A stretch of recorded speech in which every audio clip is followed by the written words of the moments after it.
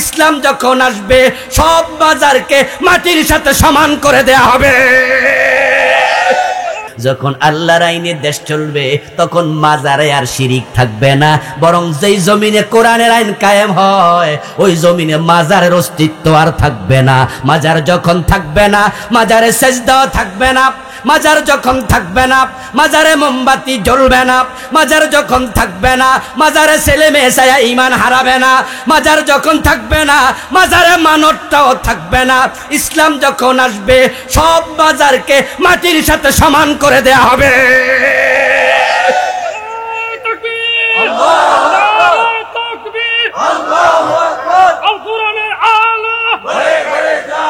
সংসদে জালো হযরত আলী রাদিয়াল্লাহু তাআলা আনহু বলছেন, মক্কা বিজয়ের পরে রাসূলুল্লাহ সাল্লাল্লাহু আলাইহি ওয়াসাল্লাম আমি আলী আমাকে নির্দেশ দিলেন, আলী যাও যাও মক্কার চারিদিকে হাঁটো, সাথে কিছু লোক নিয়ে যাও, যেখানে দেখবে উঁচু কবর সবগুলো উঁচু কবরকে মাটির সাথে মিশায়া দাও। আপনারা যারা মক্কায় মদিনায় গিয়েছেন আপনার হজ করার জন্য, উমরা করার জন্য, রাসূলুল্লাহ রওজার খুব দূরে নয়, কাছেই তো একটা কবর আছে মাকবারা বাকিয়াল গারকাদ, যেটাকে আমরা বাংলাদেশের লোকেরা জান্নাতুল বাকি বলে থাকি। ওখানে 10,000-এর মতো সাহাবীর কবর আছে। মাজার আছে কয়টা? ওখানে হযরত ফাতেমার কবর, হযরত আয়েশার কবর, হযরত ওসমানের কবর, উম্মাহাতুল মুমিনিন অনেকের কবর তো বাকিয়াল গারকাদে, কোন সাহাবীর কবরের চিহ্ন পর্যন্ত নাই। মক্কা কবরস্থান মুআল্লা, বাংলাদেশের লোকেরা আমরা যেটাকে জান্নাতুল মুআল্লা বলি, ওই মুআল্লা কবরস্থানে হাজার হাজার সাহাবীর কবর। মাজার আছে কয়টা? হযরত আয়েশার কবরে মাজার হয় না, ওসমানের কবরে মাজার হয় না। তুমি কোন চাই? আর বাংলাদেশে ল্যাংটা বেডারও মাজার হইয়া যায়, ওই ল্যাংটার কবরও সিজদা দেয়, এমন ঘটনাও। ইসলামী রাষ্ট্র যখন কায়েম হবে তখন আর সুদ থাকবে না, সুদী ব্যাংক থাকবে না। একটা অর্ডারে আমাদের নেতারা সংসদ ভবনে একবার সুদের বিরুদ্ধে হ্যাঁ না বলে দেবেন, একটা না শব্দের কারণে সুদ সব বন্ধ হয়ে যাবে।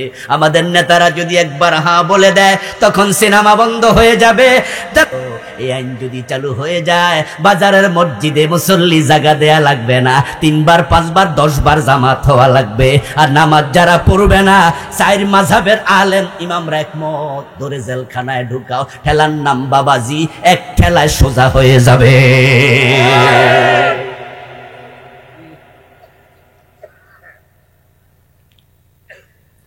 সাফাতুত তাফাসির প্রণেতা বলছেন, সুম্মিয়া খলিফাতান লিআন্নাহু মুস্তাখলাফুন আনিল্লাহি আযজা ওয়া জাল্লা ফি ইজরাইল আহকাম ওয়া তানফিজিল আওয়ামির। মানুষকে আল্লাহর খলিফা কেন বলা হয়? খলিফা বলার কারণ আল্লাহর বিধানগুলো জমিনে কায়েমের জন্য এই শুধু মানুষের ঘাড়েই আল্লাহ দায়িত্বটা দিছে। এখন আপনার আল্লাহর খলিফা, এখন খেলাফতের দায়িত্ব পালন না করলে, এই দায়িত্ব পালন না করার অপরাধে আল্লাহর আদালতে মামলা খাওয়ার সম্ভাবনা আছে না নাই? 1947-এ দেশটা স্বাধীন হলো। 1757 থেকে 1947 পর্যন্ত 190 বছর আমরা ছিলাম পরাধীন জাতি। ইংরেজরা আমাদের মাথার উপরে ছড়ি ঘুরাইছে। ওই 190 বছরে তারা এই উপমহাদেশের মুসলমানদেরকে 2য় শ্রেণীর নাগরিক বানায়া রাখছে। ইংরেজদের আমলে এমন ঘটনা ঘটেছিল, তাদের শাসন আমলের শেষ দিকে মুসলমান দাড়ি পর্যন্ত রাখতে পারত না, দাড়ি রাখলো ট্যাক্স দেয়া লাগতো। বিভিন্ন হিন্দু জমিদারদের উপরে ভর করে ইংরেজরা মুসলমানদের উপর এমন জুলুম করেছে, মুসলমান যদি ছাতি মেলে হাঁটতো ওই জমিদারদের বাড়ির পাশ দিয়া চকিদাররা দইরা পিটাইতো, তাই জুতা পায়ে দিয়ে হাঁটতে পারতো না, জুতা খুলে বগলের তলে নিত, ছাতিটা মেলা থাকলে বন্ধ করে হাতে নিয়ে হাঁটতো, দাড়ি রাখলে ট্যাক্স দিত। এই জুলুমের পরে আল্লাহ তাআলা আলহামদুলিল্লাহ আলেম ওলামাদের বিদ্রোহ, আলেম ওলামাদের ভূমিকা, সাধারণ মানুষের তাদের বিরুদ্ধে বিদ্রোহর ফলে 190 বছর পরে 47 ইংরেজরা পলায়া গেল। তখন থেকে এই দেশটা আমাদের হাতে চলে আসলো। মুসলমানরাই তো ক্ষমতা পেল। ওই পাকিস্তানের ইয়াহিয়া, পাকিস্তানের ভুট্টু খান, পাকিস্তানের মুসলমানেরা ইসলামের নাম দিয়া পাকিস্তানকে আলাদা করেছে, কিন্তু স্বাধীনতার পরে 47-এর পরে তারাও কিন্তু আল্লাহর বিধান কায়েম করে নাই,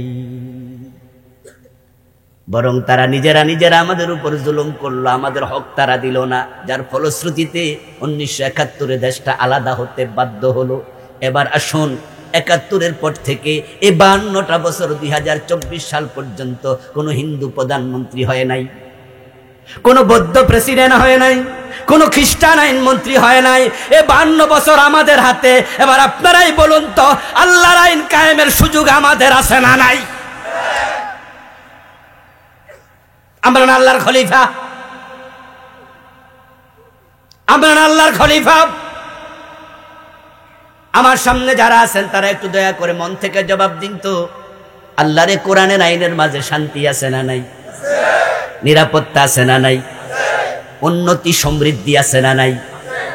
আচ্ছা, মানুষের বানানো আইনের মাঝে নিরাপত্তা সমৃদ্ধি বেশি না আল্লাহর আইনে বেশি? আমরা তো 92%। তাহলে এই আইনের কাছে আমরা যদি না যাই তাহলে যাইবটার কে? এটা তো হিন্দুদের কিতাব নয়, তাদের কিতাব তো ভেদ, মহাভারত, উপনিষদ, রামায়ণ, গীতা নাকি? তো তারা এটা মানবে কেন? খ্রিস্টানরা বলবে আমাদের কিতাব ইনজিল, ইহুদিরা বলবে আমাদের কিতাব তাওরাত, বৌদ্ধরা বলবে আমাদের কিতাব হলো ত্রিপিটক।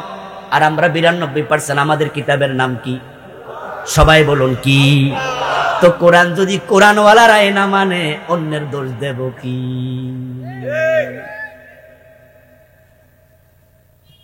আপনি খেলাফতের জায়গায় না থেকে যদি মারা যান, প্রমাণ হবে আপনি উঁচু জায়গায় থাকার যোগ্য না, আপনাকে আল্লাহ ধাক্কায়া নিচে নামায়া দেবে।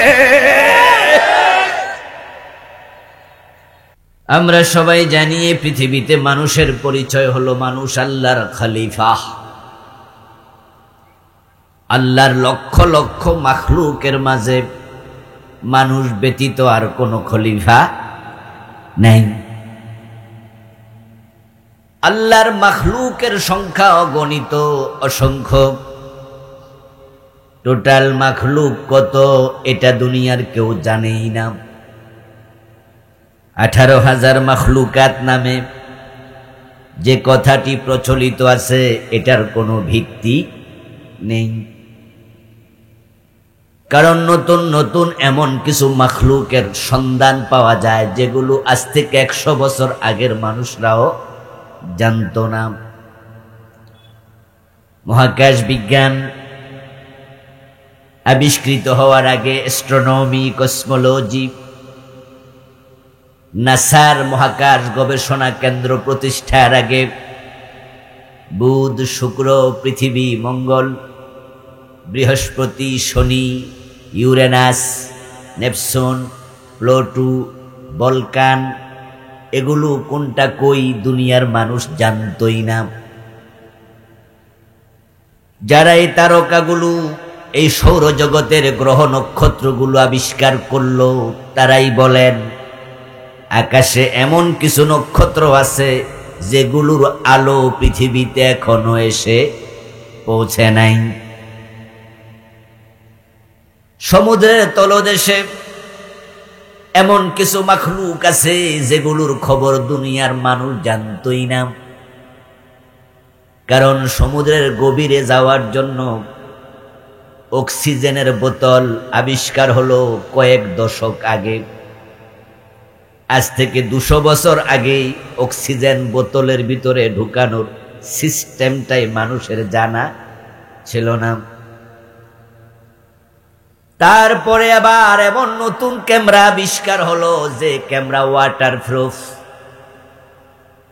ওটা পানির নিচে যায়, তারপরে ছবি তুলতে পারে, ভিডিও করতে পারে, পানিতে ওই ক্যামেরা নষ্ট হয় না।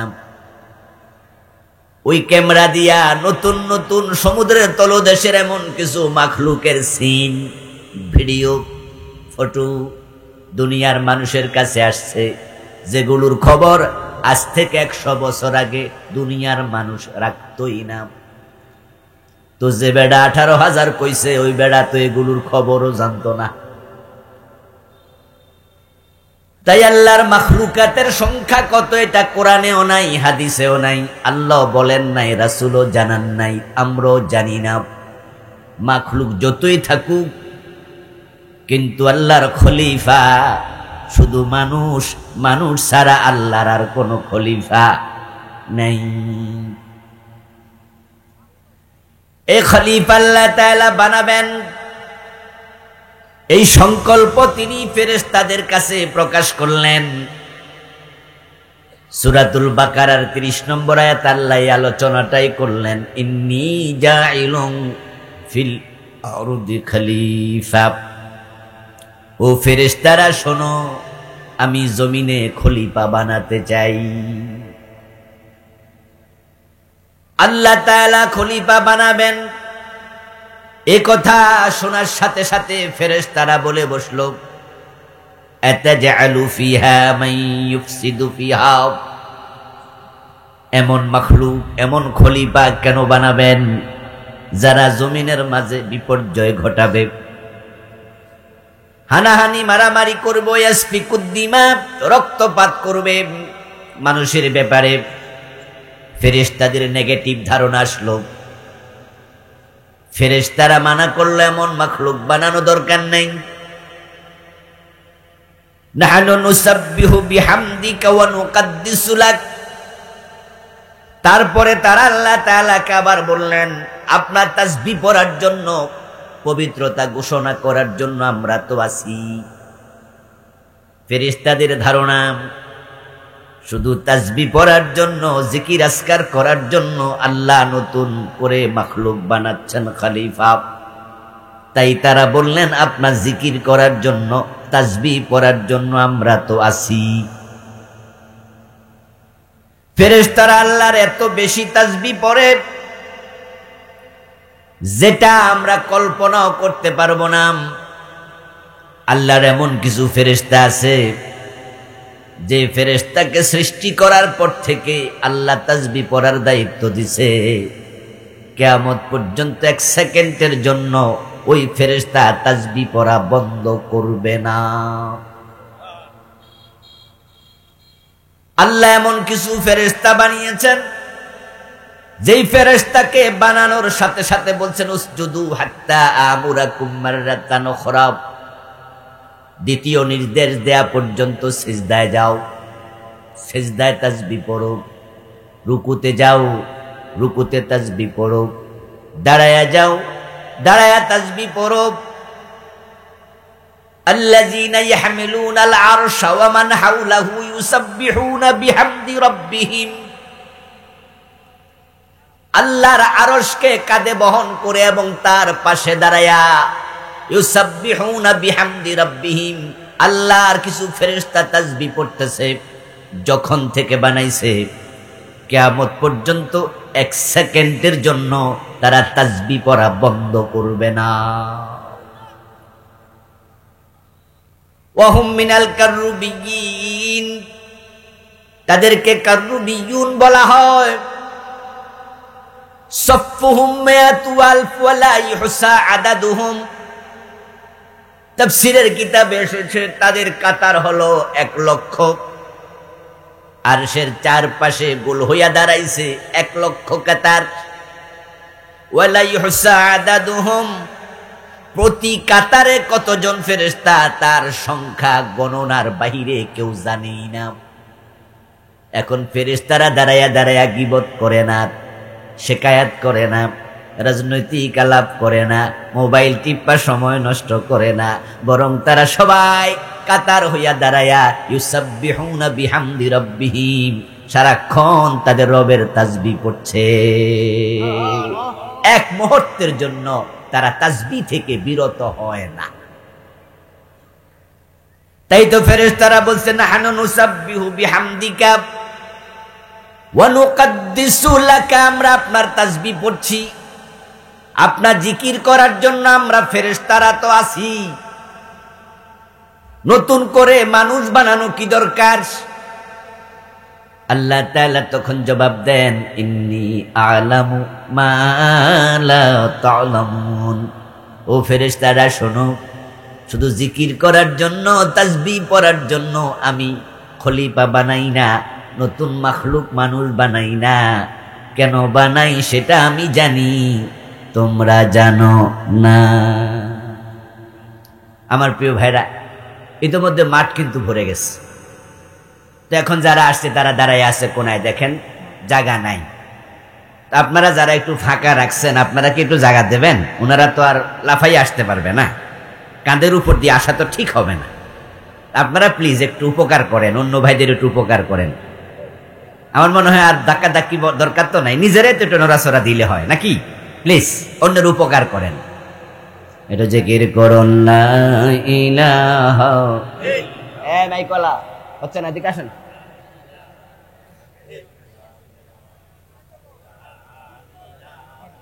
আপনার মাইকের সাউন্ড বাড়াইতে বলি না, আমার কান বরাবর দিতে বলছি। কথা বলবো একটা, শুনবেন আর একটা। এই আপনি সাউন্ড বাড়াবেন না, একটা হরন আপনি আমার কানে দেন।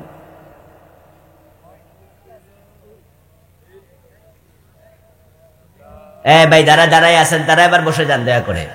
লা ইলাহা ইল্লাল্লাহ, লা ইলাহা ইল্লাল্লাহ, লা ইলাহা ইল্লাল্লাহ মুহাম্মাদুর রাসূলুল্লাহ। আমার ভাইরা বলছিলাম, আল্লাহ তাআলা ফেরেশতাদেরকে বললেন, ইন্নী আ'লামু মা লা তা'লামুন,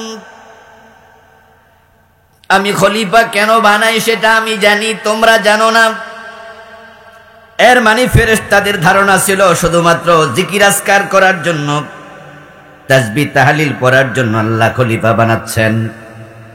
আল্লাহ তাআলা বললেন, না, আমি শুধু জিকির করার জন্য খলিফা বানাচ্ছি না।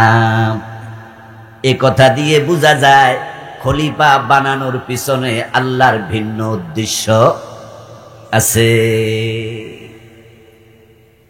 ফেরেশতারা বলল, আমরা জিকির করতেছি। এবার আপনারাই বলুন তো, ফেরেশতারা কি জিকির করে না? ফেরেশতারা কি তাসবিহ পড়ে না? আল্লাহ নিজেই তো বলছেন, ইউসাব্বিহুনা বিহামদি রাব্বিহিম, তারা তাদের রবের তাসবিহ পড়ছে। লা ইয়াসুনা মা আমারাল্লাহ, ফেরেশতাদেরকে আল্লাহ যে আদেশ দেয় তারা আল্লাহর আদেশের বাহিরে কোনো কাজ করে না। ফেরেশতারা আল্লাহর নির্দেশের বাহিরে কোনো কাজ করে না, আল্লাহর কোনো নির্দেশ তারা লঙ্ঘন করে না। আল্লাহ যা বলে ফেরেশতারা তাই করে।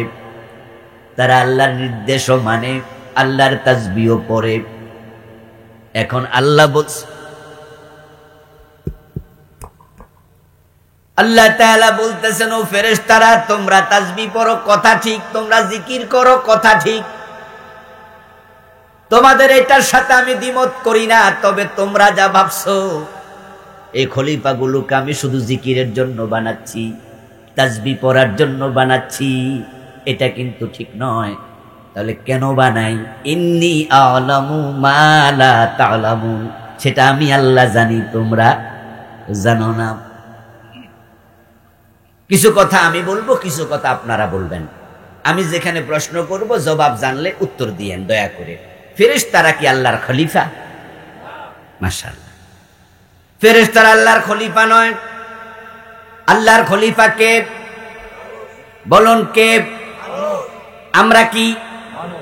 তাহলে আল্লাহ খলিফা কেন বানায় এটা ফেরেশতারা জানা দরকারও নাই, কারণ তারা তো খলিফা না। কিন্তু যে মানুষকে আল্লাহ খলিফা বানাইছে, কেন বানাইছে এটা আল্লাহর খলিফা মানুষদের জানা দরকার আছে না নাই?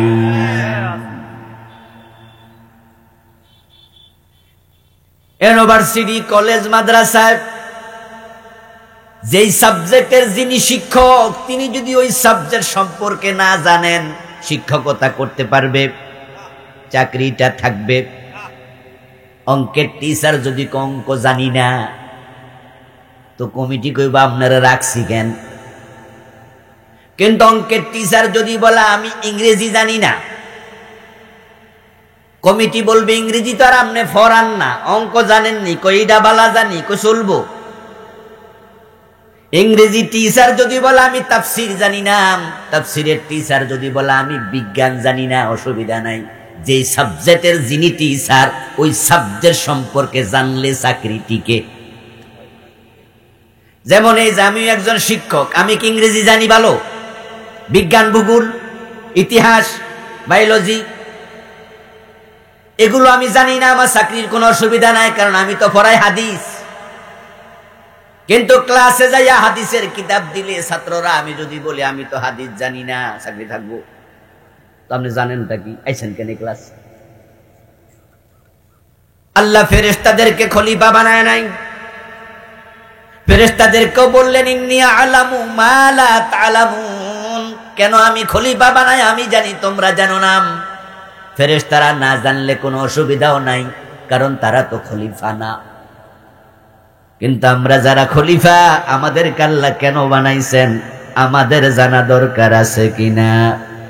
যদি না জানি চাকরি থাকবো নি, খলিফার কাতারে নাম থাকবে না। এই জন্য আপনাকে আল্লাহ কেন বানাইছে আপনি জানবেন।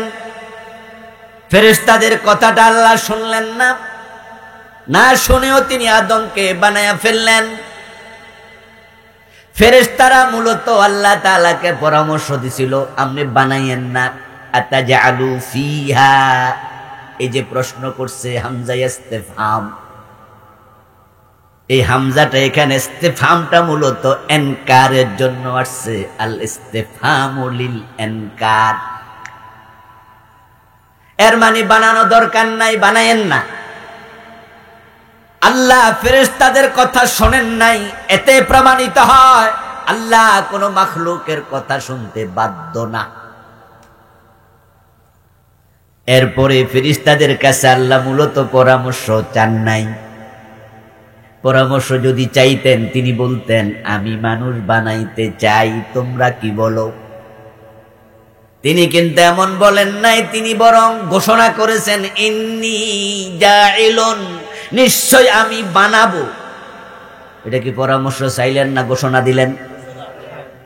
কারণ কোন মাখলুকের পরামর্শ নেই আল্লাহর কোনো প্রয়োজন। বরং আল্লাহর একটি নাম হলো আস-সামাদ, যেটা সূরা ইখলাসের মাঝে আমরা পড়ি কুল হুয়াল্লাহু আহাদ আল্লাহুস সামাদ। আস-সামাদ শব্দের অর্থ হলো বেনিয়াজ, অমুখাপেক্ষী। আল্লাহ তাআলা এতটাই মহান, দুনিয়ার কোন মাখলুকের প্রতি তার কোনো মুখাপেক্ষিতা নেই। এজন্য তিনি ফাআলুল লিমা ইউরিদ। উনার সিফাত হচ্ছে উনি যা মনে চায় তাই করে। সুবহানাল্লাহ পড়েন। তিনি যা মনে চায় তাই করে, কাউকে কিছু জিগায় না। ইয়াফআলু মা ইয়াশা। এখন ফেরেশতারা তাহলে পরামর্শ কেন দিল? কারণ তারা আল্লাহকে বড্ড ভালোবাসেন। আল্লাহর প্রতি আমাদের ভালোবাসা আছে না নাই? আল্লাযীনা আমানু আশাদ্দু হুব্বান লিল্লাহ, যারা ঈমানদার তাদের চরিত্র হলো তারা আল্লাহকে ভালোবাসে সবচেয়ে বেশি। ঈমানদারের সিফাত হচ্ছে, ঈমানদারের ভালোবাসা হবে সবচেয়ে বেশি কার দিকে? তারা সবচেয়ে বেশি ভালোবাসবে কাকে? ছেলে মেয়েকে? নিজের স্ত্রী পরিবার পরিজনকে?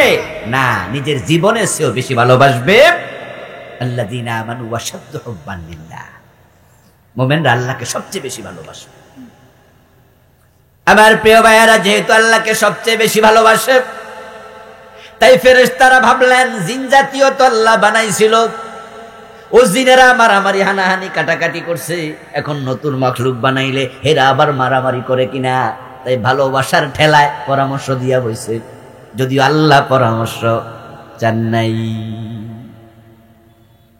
এখন আল্লাহ তাদের পরামর্শ নিলেন না, না নিয়ে তিনি মানুষ বানায় ফেললেন, আদমকে বানালেন 60 হাত লম্বা করে। খালাকাল্লাহু আদামা আলা সূরাতিহি ওয়া তুলুহু 60 দিরাব, 60 গজ লম্বা আদম তৈরি হয়ে গেল। রূহ ফুঁকে দিলেন, আদম আলাইহিস সালামের দেহের মাঝে রূহ ফুঁকে দেওয়ার সাথে সাথে হযরত আদম আলাইহিস সালাম রক্ত মাংসের মানুষে পরিণত হইয়া দাঁড়াইয়া গেলেন। আল্লাহ পাক রব্বুল আলামিন মুহূর্তের মাঝে হযরত আদমকে তামাম মাখলুকাতের ইলম, তামাম মাখলুকাতের নাম আল্লাহ তাআলা সেকেন্ডের ভিতরে শিখাইয়া দিলেন। ওয়া আল্লামা আদামাল আসমাআ কুল্লাহা, আল্লাহ সব ইলম যা দরকার ছিল আদমের মুহূর্তের মাঝে আল্লাহ শিখাইয়া দিলেন। সুবহানাল্লাহ। আমার প্রিয় ভাইয়ারা, এরপরে এবার ফেরেশতাদেরকে দিয়ে আদম নবীরে সেজদা করাইলেন, আদেশ করলেন উসজুদু লি আদম, ও ফেরেশতারা আদমরে সেজদা করো।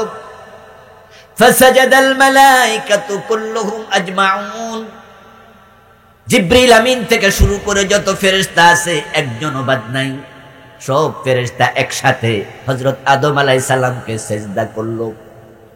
ওই সেজদার মাধ্যমে আল্লাহ প্রমাণ করে দিলেন, ও ফেরেশতারা, যে আদমের ব্যাপারে, নতুন মাখলুক আমার খলিফার ব্যাপারে তোমরা নেগেটিভ ধারণা রাখছো, তারা হানাহানি মারামারি করবে, আমি তোমাদেরকে সেজদা দেয়া প্রমাণ করে দিলাম ওই মানুষের সম্মান আমি আল্লাহর কাছে তোমাদের মতো ফেরেশতাদের চেয়েও বেশি।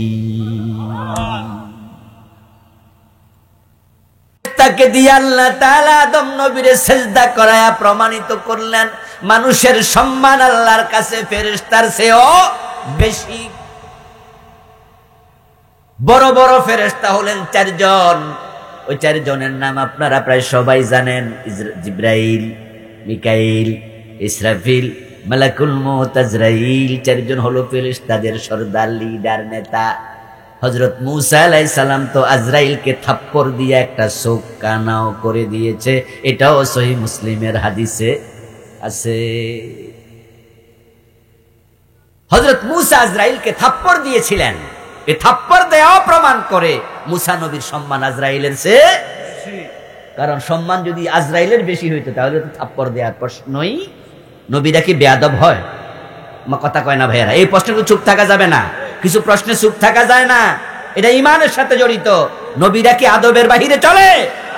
তো মূসা নবী যদি উনার সিনিয়র হইতো, সম্মানিত হইতো, নিশ্চয়ই থাপ্পড় দিতেন না। ফেরেশতাদের চেয়ে আদমের সম্মান বেশি। আল্লাহ মানুষকে সম্মানিত করলেন, শুধু আদমকে নয়, পবিত্র কোরআন মাজিদে আবার বলছেন ওয়ালাকাদ কাররামনা বনি আদম, আমি শুধু আদমকে সম্মানিত করি নাই, আমি আল্লাহ আদমের সন্তানদেরকে সম্মানিত করেছি। সাধারণ ফেরেশতাদের তুলনায় সাধারণ মানুষের সম্মান বেশি, বিশেষ ফেরেশতাদের তুলনায় বিশেষ মানুষের সম্মান বেশি। জিবরিল, মালাকুল মউত আজরাইলের সম্মান আপনার চেয়ে আমার চেয়ে বেশি কম নয়। তারা বিশেষ ফেরেশতা, বিশেষ মানুষ, নবীদের চেয়ে তাদের সম্মান কম, কিন্তু সাধারণ মানুষের চেয়ে তাদের সম্মান বেশি। আমার বন্ধুরা, ওই ফেরেশতাদের মাঝে সাধারণ ফেরেশতা যারা আছে তাদের চেয়ে মুত্তাকি মানুষের সম্মান বেশি। এই খলিফাগুলোকে আল্লাহ সম্মানিত করলেন, এতটাই সম্মানিত করলেন যে আপনার আমার মৃত্যুর আগে ফেরেশতা যখন আমাদের জান কবজ করতে আসবে, আল্লাহ অর্ডার দিয়ে দেন, মুমিনের জান কবজ করতে গেলে শুরুতে গিয়ে জাপটিয়ে ধরো না, জান কবজ করার জন্য গিয়ে আক্রমণ করো না, বরং তার কাছে গিয়ে শুরুতে তাকে বিনয়ের সালাম দিয়ে দিও। الذين تتوفاهم الملائكة طيبين يقولون سلام عليكم ادخلوا الجنة بما كنتم تعملون। ফেরেশতারা আপনার আমার কাছে আসবে যারা ঈমানওয়ালা, মুত্তাকি, পরহেজগার মানুষ, তাদের জান কবজের জন্য এসে তাদেরকে সালাম দেবে, সালাম দিয়া বুঝাইয়া দেবে, ভয় পেও না, তুমি অসম্মানী কেউ না, বরং সালাম দেওয়ার জন্য আল্লাহ অর্ডার করেছে, তাই সালাম দিচ্ছি। সালাম দিয়ে প্রমাণ করে দিয়েছি তোমার সম্মান আমাদের চেয়েও বেশি। وسيق الذين اتقوا ربهم إلى الجنة زمرا حتى إذا جاءوها وفتحت أبوابها وقال لهم خزنتها سلام عليكم। আবার যখন ফেরেশতারা কবর থেকে তুলে হাসর নশরের পরে আল্লাহর জান্নাত আমাদেরকে নেবে, জান্নাতের দরজায় গেলে ওই ফেরেশতারা আবার আমাদেরকে সালাম দিয়ে বরণ করবে। আল্লাহ আপনাকে রেখেছে সম্মানের জায়গায়। লাকাদ খালাকনাল ইনসানা ফি আহসানি তাকওয়িম। আল্লাহ বলে আমি মানুষকে বড় সুন্দর করে বানাইছি। আল্লাহ সব মাখলুক বানাইছে কুন ফায়াকুন বলে, কিন্তু মানুষ বানাইছে হাদিসে পাওয়া যায় আদম নবী আল্লাহকে বলছেন লাম্মা খালাকতানি বিয়াদিকা, ও আল্লাহ তুমি আমাকে নিজ হাতে বানাইছো। সুবহানাল্লাহ।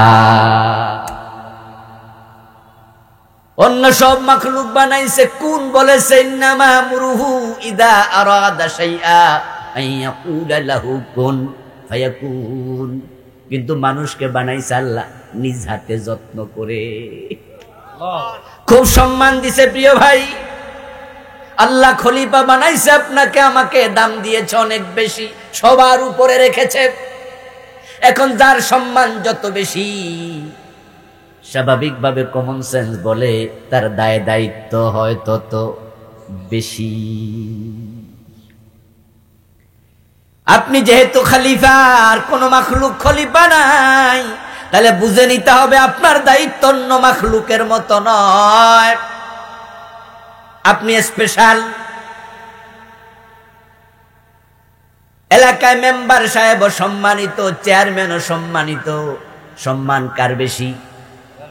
তাই দায়িত্ব কি দুজনের সমান?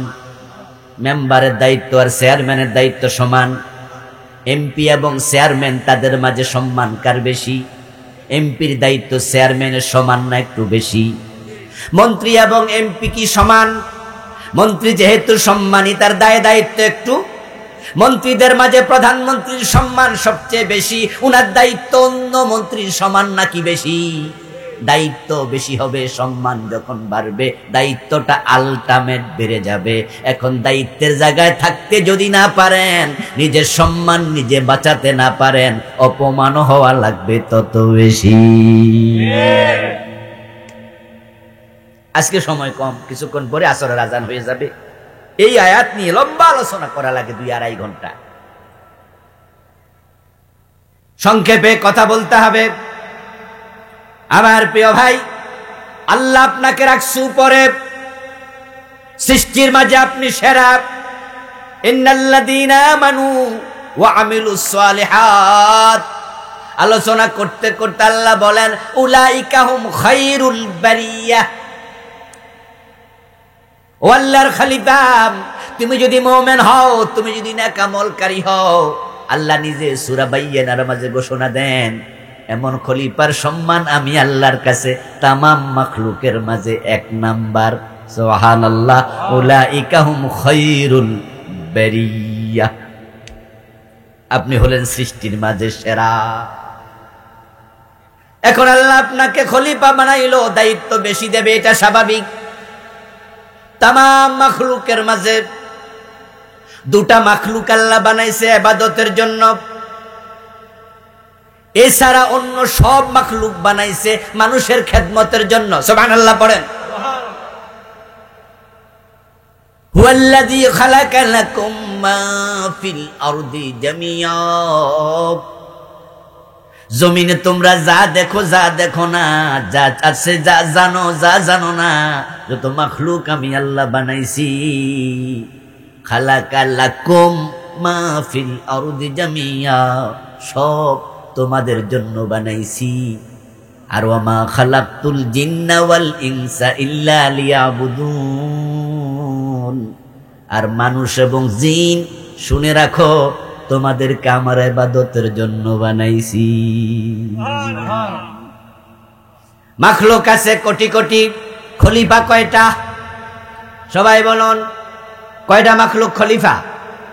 চুপ করে আছেন কেন? কয়টা মানুষ, কয়টা মাখলুক? সবাই বলেন, কয় মাখলুক? ওটার নাম কি? ইবাদতের জন্য বানাইছে কয় মাখলুক? আর একটা কিন্তু শরীক হয়ে গেল। খলিফা হিসাবে আপনারা একক, কিন্তু ইবাদতকারী হিসাবে আপনারা একক নয়। আর একটা মাখলুক আছে, ওইটার নাম কি? জিন। ওমা খালাকতুল জিন্না ওয়াল ইনসা ইল্লা লিয়াবুদুন।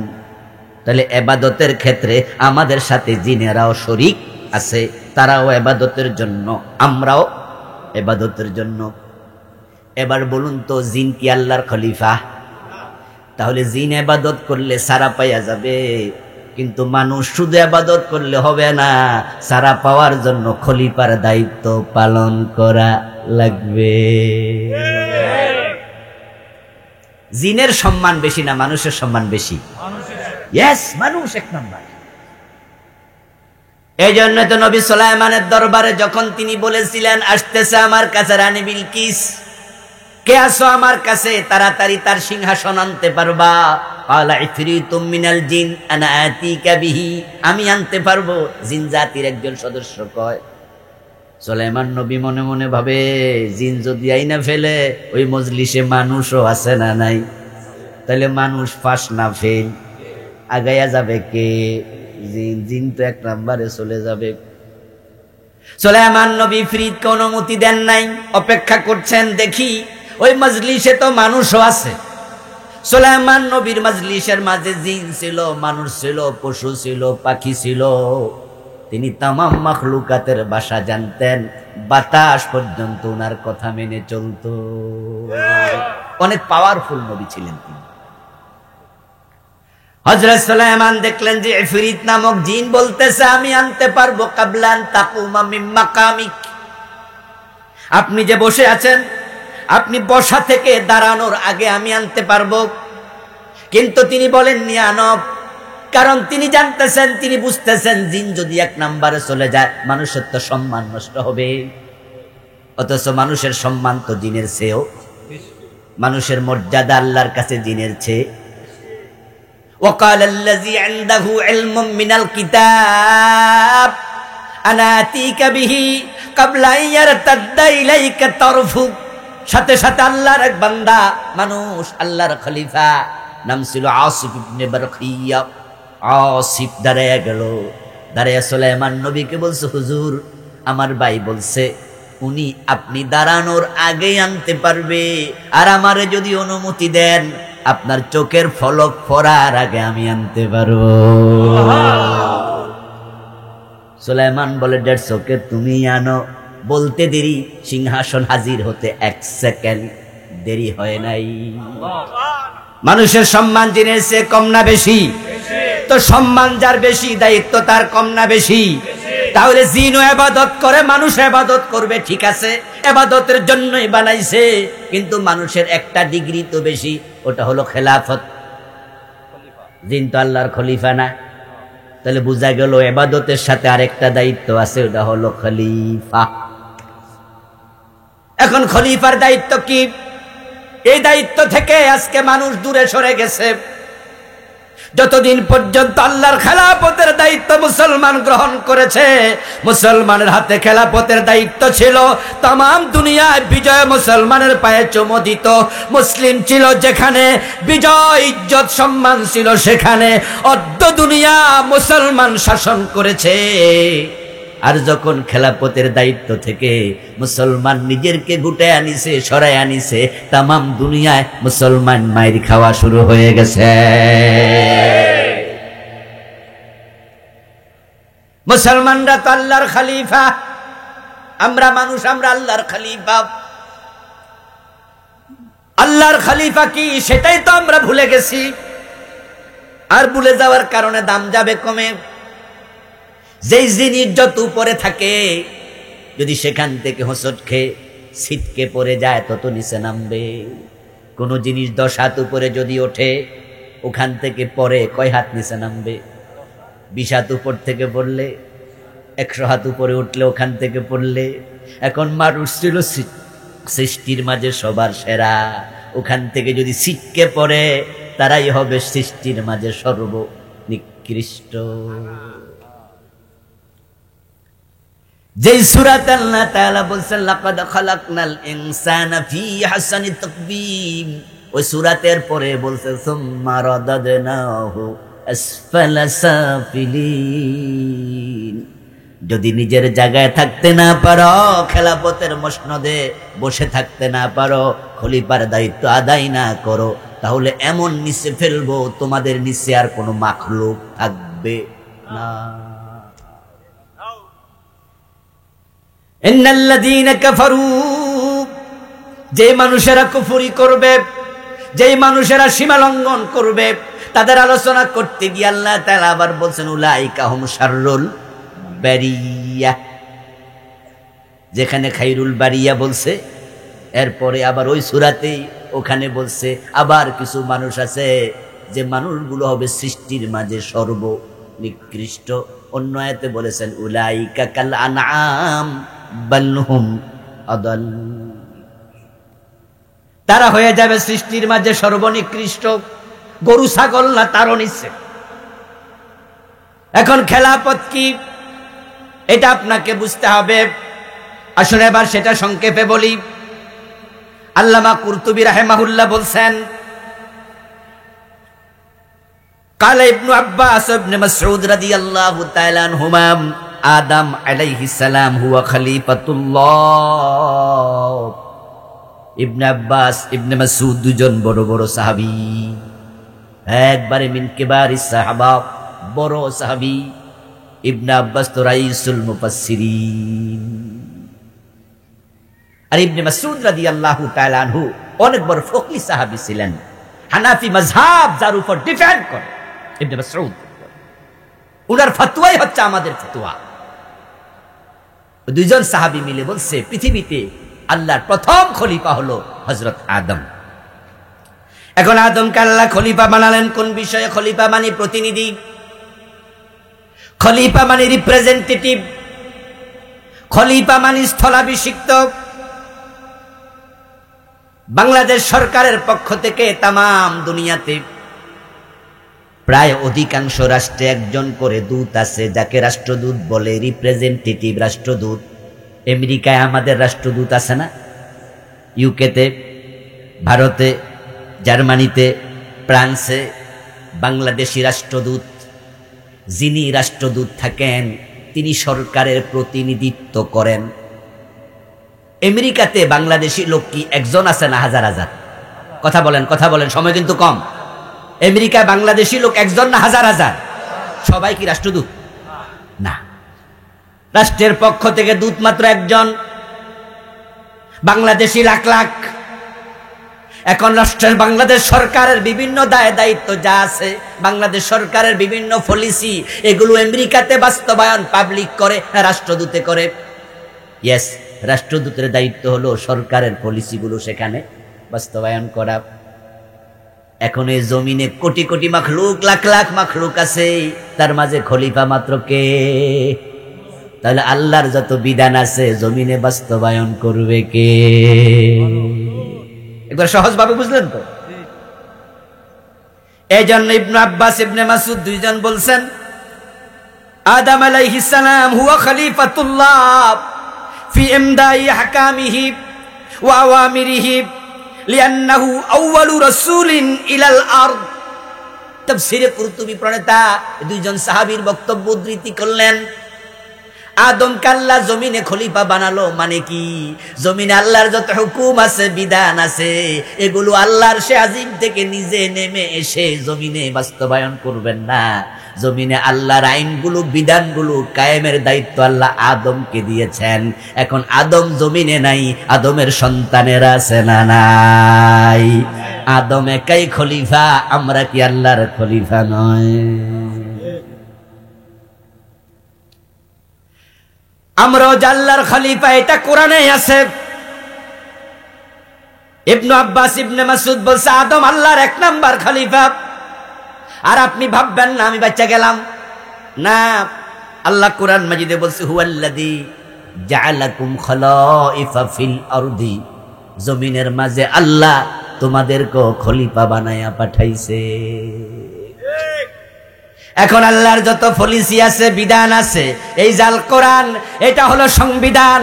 এটা শুধু তেলাওয়াতের কিতাব না, কোরআন একটা জীবন্ত আইনের কিতাব। কোরআনের মাঝে আইন আছে না নাই? এ কোরআন থাকতে দুনিয়ার মুসলমানের জন্য আর কোনো সংবিধানের প্রয়োজন নেই। রাষ্ট্র কিভাবে চালাবে, পরিবার কিভাবে চলবে, সমাজ কিভাবে চলবে, আদালত কিভাবে চলবে, বিবাহ শাদী কিভাবে হবে, সব কিছু আল্লাহর কোরআনের মাঝে, রাসূলের হাদিসের মাঝে তার ব্যাখ্যা আছে না নাই? এখন আল্লাহর বিধান, চোর ধরে হাত কাটো, চুরি করলে হাত কেটে দাও। এখন হাত কাটার জন্য আল্লাহ তাআলার আরশে আজিম থেকে দুনিয়ায় নেমে আসবে বুঝি? আসবে। আল্লাহ এসে কারো ধরে হাত কেটে দেবে। এখন হাত কাটার এই পলিসি, এই বিধান কায়েমের জন্য আল্লাহ খলিফারে দায়িত্ব দিছে। এখন রাষ্ট্রদূতকে পাঠাইলো সরকার, আমেরিকায় পাঠাইলো, ভারতে, ব্রিটেনে। এখন সরকারের পলিসি যদি ওই রাষ্ট্রদূত বাস্তবায়ন না করে, ও মিয়া চাকরি থাকবো নি? সরকার তাকে ডাকবে, আমার কার্যকরী বিধানগুলো, আমার পলিসিগুলো তুমি কেন বাস্তবায়ন করো না? তোমার মতো রাষ্ট্রদূতের প্রয়োজন আমার নেই। মাইকলা, তোমার মাইক কিন্তু হলো না আজকে। মিয়া বদনামি করলে তো পাবলিক তোমার আর দাওয়াত দিব না, এই জন্য কথা না কইও পারি না। মাইকের আওয়াজ হবে ঠাস ঠাস। আমার প্রিয় ভাই, রাষ্ট্রদূতকে ডেকে আনবে, চাকরি বরখাস্ত করবে, নট করে দেবে, লাল নোটিশ দেবে, শোকজ করবে, সিস্টেম আছে। রাষ্ট্রদূত টের পাবে আমারে নোটিশ করছে, আমারে ডাকছে, প্রত্যাহার করছে, চাকরি বাদ দিছে। কিন্তু আপনাকে আমাকে খেলাফতের নাম থেকে আল্লাহ যখন নাম কেটে দেবে, আপনাকে আমাকে জানানোর প্রয়োজন আল্লাহর নেই। এখন বাংলাদেশের মানুষ আছি আমরা 18 কোটি। আমরা নাকি কয়দিন আগে আদমশুমারিতে 92% মুসলমান, এক সময় ছিল 85%, তারপরে কইতাম 90%। এই গত বছরের আগের বছর জনশুমারি হয়েছে, কিশোরগঞ্জ হয়েছে নি, সারা বাংলাদেশে হয়েছে। পত্র পত্রিকায় দেখলাম মুসলমান নাকি 92% হইয়া গেছে, আগের চেয়ে আরো 2% বাইরে গেছে। এখন থেকে মুসলমানের বাংলাদেশ 92%। তাই আদালত আল্লাহর কোরআনের আইনে চলতেছে, ঠিক না? শিক্ষা ব্যবস্থা চলে কোরআন দিয়ে, সচিবালয় কোরআনে চলে, মন্ত্রণালয় আল্লাহর আইনে চলে, সমাজনীতি রাজনীতি চলে, অর্থনীতি কোনটা চলে, আল্লাহর পলিসির আলোকে কিছু চলে না। তো তোমাদের খেলাফতে চাকরি আসেনি।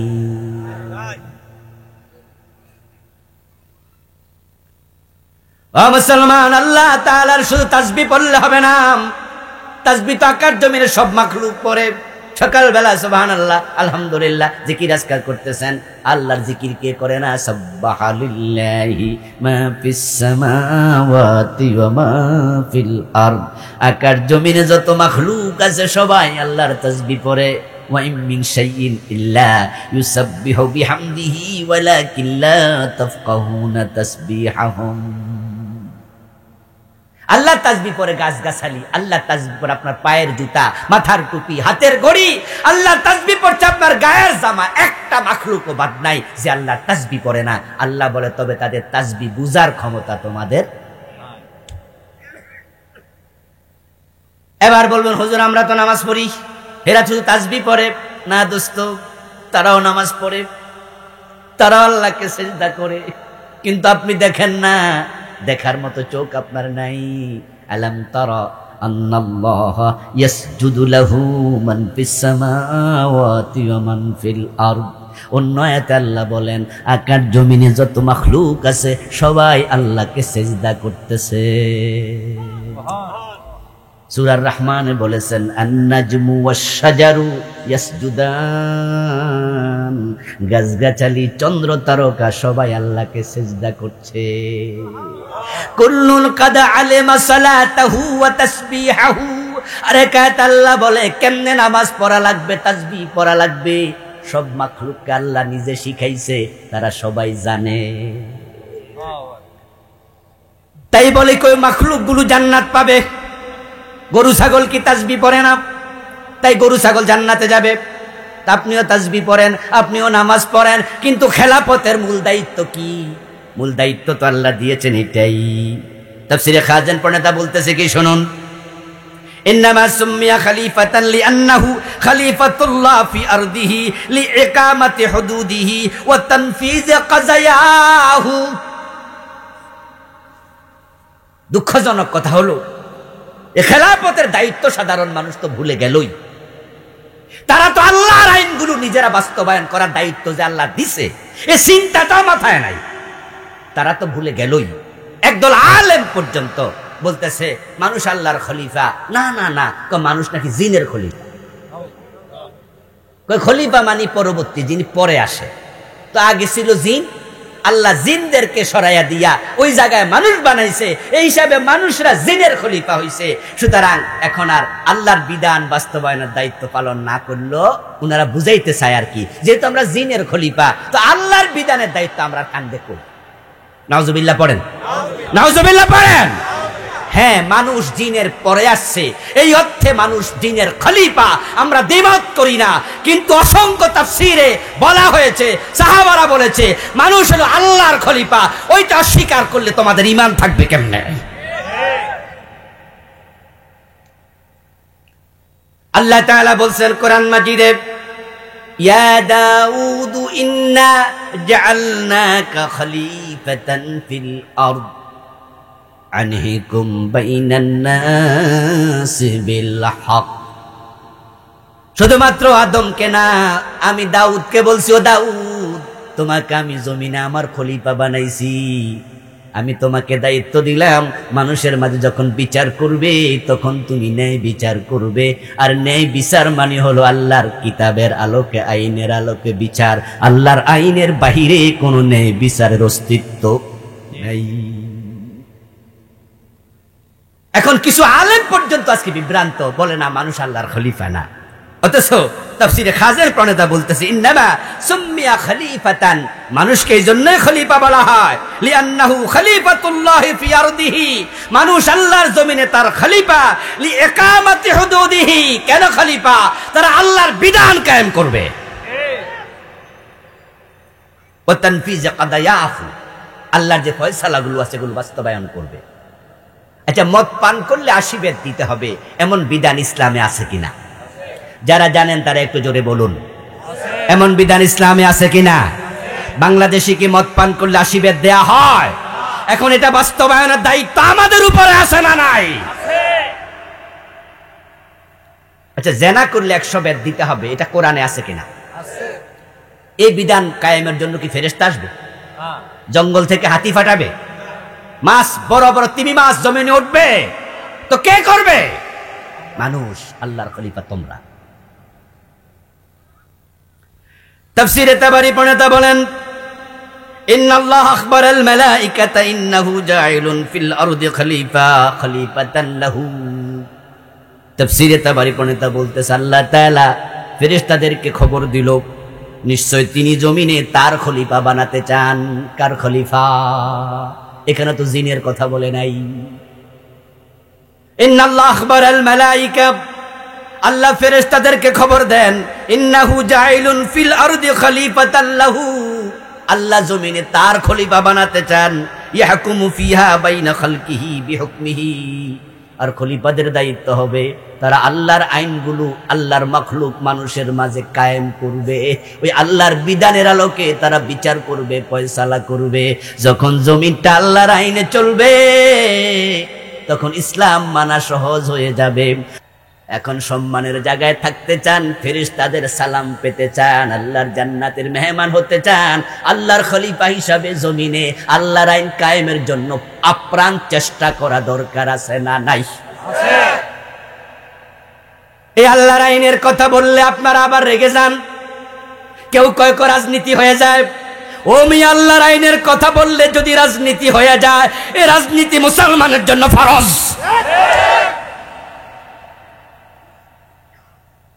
নামাজের কথা বললে রাজনীতির গন্ধ আসে না, রোজার কথা বললে রাজনীতির গন্ধ আসে না, হজের কথা বললে রাজনীতি খোঁজো না। আল্লাহর আইনের কথা তো আমি বলি না, আল্লাহ নিজে তো বলেন আলা লাহুল খালকু ওয়াল আমরু ইনিল হুকমু ইল্লা লিল্লাহ ওয়া মান লাম ইয়াহকুম বিমা আনজালাল্লাহু ফাউলাইকা হুমুজ জালিমুন ফাউলাইকা হুমুল ফাসিকুন ফাউলাইকা হুমুল কাফিরুন। কয়েকটা আয়াত একসাথে পড়লাম, বাংলা অনুবাদটা জিষ্ট হলো আল্লাহ ছাড়া কারো আইন চলবে না, এই ঘোষণা কার? আল্লাহর ঘোষণা, সৃষ্টি যার আইন চলবে শুধু তার। আলা লাহুল খালকু ওয়াল আমরু, সৃষ্টি যার আইন চলবে শুধু তার। আমার সাথে আপনারা জোরে বলুন, যাদের ঈমান আছে, বিশ্বাস আছে, বুঝে শুনে বলুন তো, আওয়াজ দিয়ে বলুন তো, সৃষ্টি কার? আরো জোরে বলুন, সৃষ্টি কার? আইন চলবে কার? আমরা ঘোষণা দিতে চাই আল্লাহ ছাড়া কারো আইন মানা যাবে না। রাজি আছেন না নাই? কারা কারা রাজি হাত তুলে দেখা।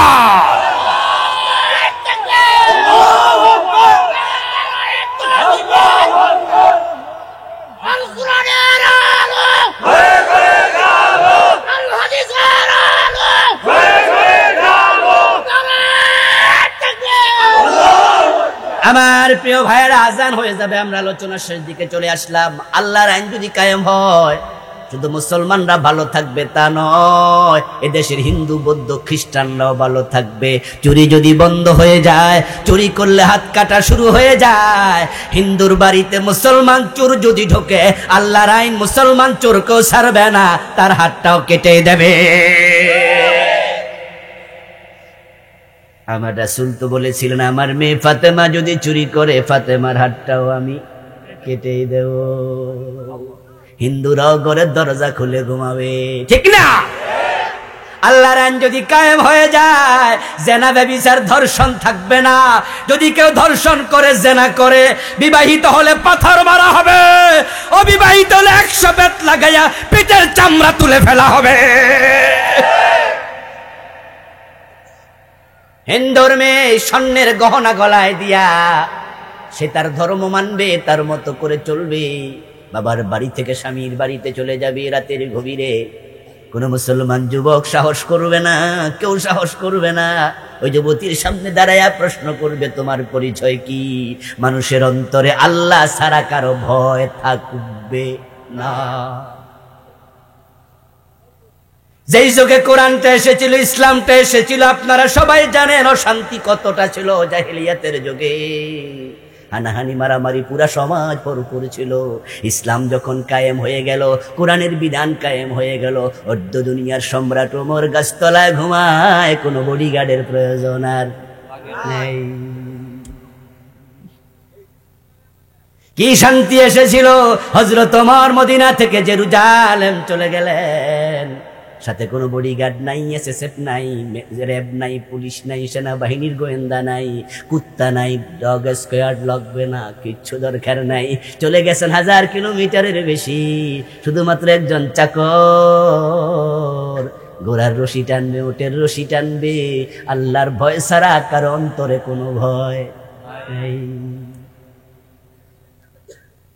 ও প্রিয় ভাইয়ারা, শুধুমাত্র ভয়হীন পৃথিবী না, শান্তির দুনিয়া না, সমৃদ্ধির দুনিয়া ইসলাম এনে দিয়েছে। আপনারা সাক্ষী, আপনারা ইতিহাস পড়েছেন। যাকাত খাওয়ার মতো লোকও খুঁজে পাওয়া যায় নাই। تؤخذ من أغنيائهم فترد إلى فقرائهم خذ من أموالهم صدقة تطهرهم وتزكيهم بها।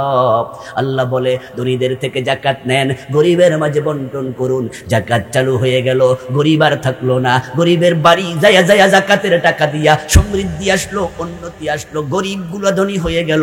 যাকাত বিভাগের কর্মচারী যাকাতের টাকা কান্দে নিয়ে হাঁটে, যাকাত খাওয়ার মতো লোক আর নেই। আচ্ছা, এমন একটা দুনিয়াকে আমরা দেখতে চাই। কোরআনের মাঝে সেই ক্ষমতা এখনো আছে না নাই? ইসলামে সে শান্তি আছে না নাই? তো আল্লাহর খলিফা হিসাবে আল্লাহর আইনের পক্ষে আসা দরকার আছে কিনা? আল্লাহ তুমি তৌফিক দাও, বলেন আমিন। হাযা মা ইনদি ওয়াল ইলমু ইনদাল্লাহ আলাইহি তাওয়াক্কালতু ওয়া ইলাইহি উনীব। প্রিয় ভাইয়েরা, কয়েক